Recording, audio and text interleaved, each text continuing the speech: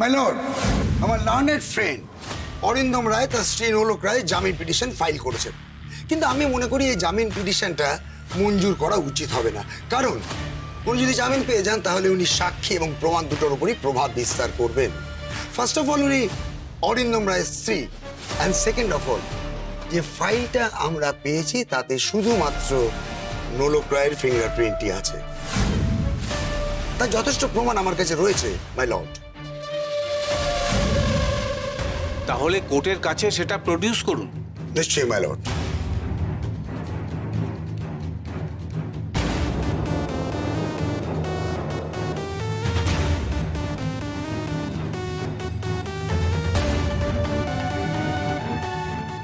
আমি যে নোলকের ফিঙ্গারপ্রিন্ট বার করাবো আর সেটা ভাবতেও পারিনি। দেখব এবার তুমি নোলককে কিভাবে বাঁচাও। নোলক রায় যে দোষী এই ফাইলটাই তো তার প্রমাণ my lord. Objection your honour. আমার লার্নার ফ্রেন্ড যে বারবার কথাটা বলছেন যে নোলক রায় ফিঙ্গারপ্রিন্ট ফাইলে রয়েছে, আমি ডিনাই করছি না, কারণ নোলক তো এটা ফাইলটা হাতে করে নিয়ে এসেছে, তাতে ওর ফিঙ্গারপ্রিন্ট থাকবে, এটা খুব স্বাভাবিক। বাট পয়েন্ট ইজ ফাইলের ভেতরে যে টাকাগুলো ছিল তাতে কি নোলক রায় ফিঙ্গারপ্রিন্ট আছে?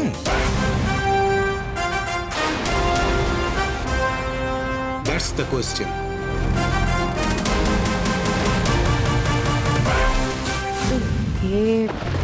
এখানেই তো মস্ত বড় ভুল হয়ে গেল। লোক তো টাকার বান্ডিল ধরেইনি, এবার কি হবে? টাকার ওপর মাই লর্ড ফিঙ্গারপ্রিন্ট পাওয়া যাবে না।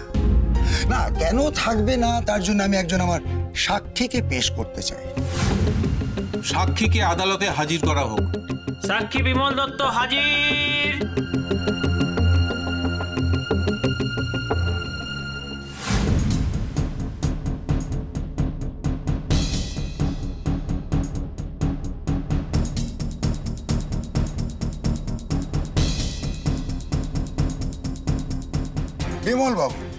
বিমল বাবু, আপনি নোলক রায়কে চিনতেন? নিশ্চয়ই। কিভাবে চিনতেন? আমি তো নোলককে টাকাটা দিয়েছিলাম, কারণ অরিন্দম বাবু তো সরাসরি ঘুষ নেবেন না এবং আদালতে ঘুষ দিতে সাহায্য করবেন না। তো এই ব্যাপারে হঠাৎ নোলক রায়কে বাঁচলেন কেন আপনি? তাই উনি তো গ্রামের মেয়ে, টাকা পয়সার প্রতি লোভ থাকাটাই স্বাভাবিক। এই যে টাকা, এতে তো নিশ্চয়ই আপনার ফিঙ্গারপ্রিন্ট পাওয়া যাবে। না আমার না নোলক দেবীর কারোরই ফিঙ্গারপ্রিন্ট পাওয়া যাবে না, কারণ সেদিন আমরা দুজনেই হাতে গ্লাভস পরেছিলাম।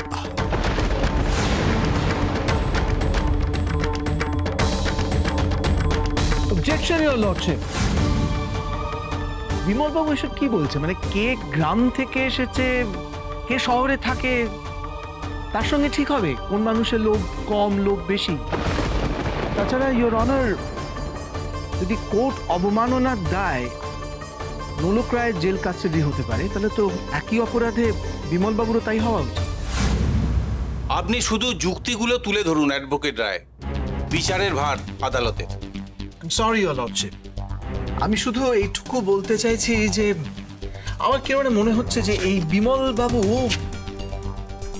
তৈরি করা আসা, ওনাকে বেশ বুঝিয়ে সুজিয়ে নিয়ে আসা হয়েছে কোর্টে, এবং যে কথাগুলো উনি বলছেন কারোর প্রভাবে বলছেন, কারোর নির্দেশে বলছেন। আমার মনে হয় মহামান্য আদালত যদি এই ব্যাপারে একটু সতর্ক দৃষ্টি রাখেন খুব ভালো হয়। উকিল বাবু উনি মিথ্যে কথা বলছেন, তখন থেকে শুধু মিথ্যে কথা বলেই যাচ্ছেন উনি।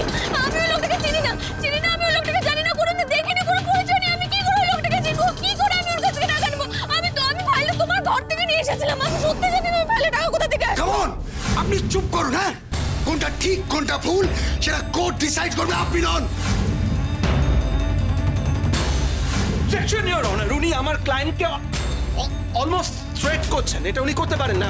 মিসবিহেভ করছেন একজন মহিলার সঙ্গে, কোনো মহিলার সঙ্গে উনি এরকম বিহেভ করতে পারেন না। তাছাড়া ব্যক্তিগত আক্রোশ মেটাবার জায়গা কোর্ট নয়। মাই লর্ড, আমি কোথায় মিসবিহেভ করছি? নোলক রায় তার স্বামীকে বাঁচানোর জন্যে কোর্টকে ঘুষ দেওয়ার চেষ্টা করেছেন, সেই জন্য আমি যেটা করেছি আমি মনে করছি না আমি কোনো ভুল কাজ করেছি। আর I am very sorry to say যে অরিন্দম রায়ের এতে হাত আছে। উনি ওনার স্ত্রীকে এগিয়ে দিচ্ছেন নিজের ইমেজ অক্ষুণ্ণ রাখার জন্য। আবার আমি অবজেকশন করতে বাধ্য হচ্ছি ও লর্ডশিপ। আমার ব্যক্তিগত সম্পর্কে কথা কোর্টে টেনে আনার কোনো মানে হয় না। আর এই মুহূর্তে যিনি কাঠগড়ায় দাঁড়িয়ে রয়েছেন, she is my client, nothing more than that. উনি মিথ্যা কথা বলছেন। উকিল বাবু কখনো এটা করতে পারেন না। আমি জানি উকিল বাবুকে, আমি খুব ভালো করে জানি উকিল বাবু কখনো এসব করতে পারেন না। উকিল বাবু একদমই এরকম মানুষ নয়। আপনি দয়া করে উকিল বাবুকে এইসব কথাগুলো অপমান করবেন না। আপনারা বারবার আদালতকে ব্যক্তিগত আক্রমণের জায়গা করে তুলেছেন। আদালতের দিক থেকে আপনাদের শেষবারের মতো সতর্ক করে দেওয়া হচ্ছে, এই ধরনের ঘটনা পুনরায় ঘটলে শুনানি অনির্দিষ্টকালের জন্য বন্ধ থাকবে। মিথ্যে কথা বলছি। আমি কিছুতেই কোনো অপরাধ করিনি। উকিল বাবু,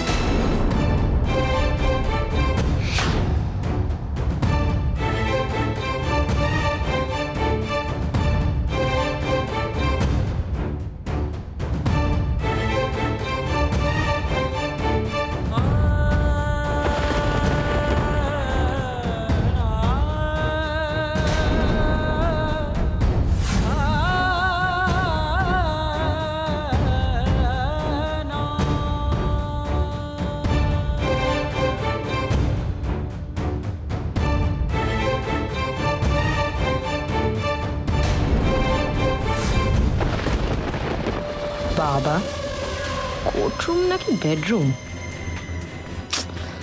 ইয়ারের কাণ্ড দেখে আমি যেন সবকিছু ভুলে যাচ্ছি, সব কিরকম গুলিয়ে যাচ্ছে আমার।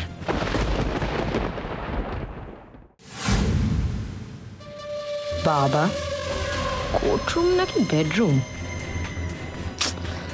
ইয়ারের কাণ্ড দেখে আমি যেন সবকিছু ভুলে যাচ্ছি, সব কিরকম গুলিয়ে যাচ্ছে আমার।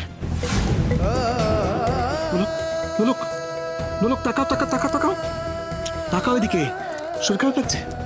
হ্যাঁ, এদিকে তাকাও। জল খাবে? একটু জল জল জল জল। আস্তে আস্তে আস্তে আস্তে, এক্ষুনি এক্ষুনি এক্ষুনি ডাক্তার এসে যাবে। ওকে ওকে, হ্যাঁ বলো। বিশ্বাস করো, আমি সত্যি লোকটাকে চিনি না। আমি জানি না আমি লোকটাকে আমি একদমই চিনি না। ব্যাস ব্যাস, চুপ চুপ চুপ। ইনি এখন কোনো কথা না, আমি বুঝে নেবো। আমি দেখছি দেখছি দেখছি। চুপ করো। শরীর ঠিক আছে তো? ব্যাস।